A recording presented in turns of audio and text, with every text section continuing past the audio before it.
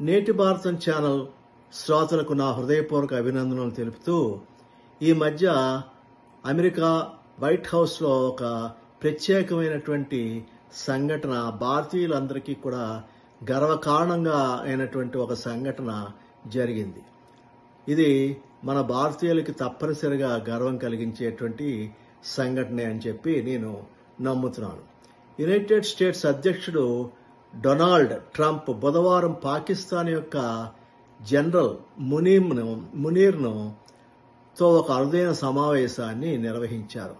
ఆ సమావేశంలో general Munir Donald ట్రంప్ను Nobel శాంతి బహుమతికి తనకు మద్దతు ఇవ్వాల్సిందిగా కోరారు. ఆ అభ్యర్థనను తీసుకున్న ట్రంప్ ఇలా మాట్లాడారు.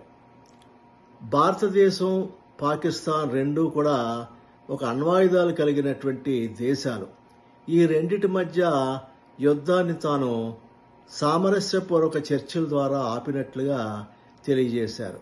ఈ విషయమై ప్రత్యేక కథనాలు లేనప్పటికీ కూడా ఇది నిజమని చెప్పి ఆయన వక్కాణించడం జరిగింది. కొన్ని గంటల క్రితం ప్రధాని మోడీ ట్రంప్కు ఒక కాల్ చేయడం జరిగింది. ఆ కాల్లో ప్రధాని మోడీ ట్రంప్ గారితో మాట్లాడుతూ ఈ యుద్ధాన్ని నివారించడంలో తమకు ఏ దేశం యొక్క మధ్యవర్తిత్వం అవసరం లేదని, ముఖ్యంగా అమెరికా యొక్క మధ్యవర్తిత్వం అవసరం లేదని చెప్పారు. ఈ యుద్ధం కేవలం ఇరు దేశాల మధ్య సైనికాధికారులు మాట్లాడుకోవడంతో యుద్ధ విరమణ జరిగిందే కానీ మరి ఏ ఇతర కారణాల వల్ల కూడా కాదని ఆయన తెలియజేయడం జరిగింది. ఈ ఫోన్ కాల్పై ట్రంప్ గారు మాట్లాడుతూ మరలా నేను పాకిస్తాన్, ఇండియా మధ్య యుద్ధాన్ని ఆపడం జరిగిందని చెప్తూ మోడీ గారు ఒక అద్భుతమైనటువంటి వ్యక్తి అని, మనం అంటే అమెరికా భారతదేశంతో ఒక పెద్ద వాణిజ్య ఒప్పందాన్ని చేసుకుంటున్నామని చెప్పి అది మనకి చాలా సంతోషకరమైనటువంటి విషయం అని చెప్పి ఆయన తిరిగి జర్నలిస్ట్ తోటి చెప్పడం జరిగింది. ఏది ఏమైనా మనం గుర్తుంచుకోవాలి, ఈ యుద్ధం కేవలం మనం తగ్గినందువల్ల కాదు,